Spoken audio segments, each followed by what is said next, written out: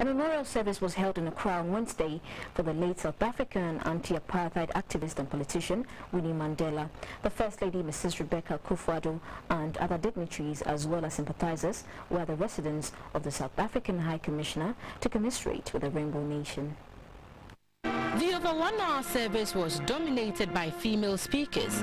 The head chaplain of the Ghana Armed Forces, Reverend Ajay Jan, started the memorial with a prayer and some hymns from the Ghana Armed Forces Central Band.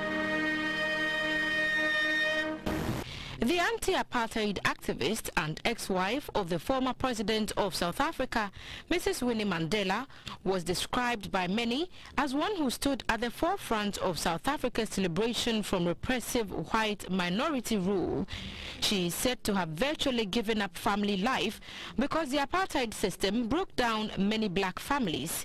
Tributes were paid by the Deputy South African High Commissioner, Mr. Tapelo Madumani, and the Minister for Aviation, Mrs. Cecilia Dapa. Winnie Madikizela Mandela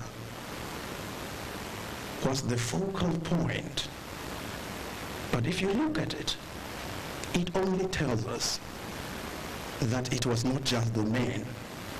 It's an omission in history when the gallantry of our women freedom fighters is belittled or overlooked. I think Winnie Mandela should not be a footnote or remembered that she was married to Nelson Mandela. That is not who she is. That would be a mistake to just look at her through the prism of saying, she was married to Nelson Mandela, she stood by him, and her man was in jail. 27 years. She stood by her people. The continent, and indeed the world, has lost a courageous woman who remains a source of inspiration and hope to all peoples.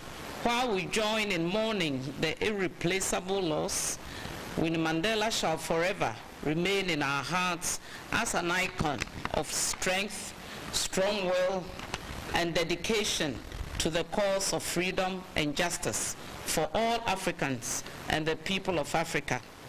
Meanwhile, the President, Nana Akufo-Addo, has sent a high-powered delegation led by the former First Lady, Nana Konadu Agyeman-Rawlings, to the Gauteng province in South Africa for the funeral of the late anti-apartheid activist on Saturday.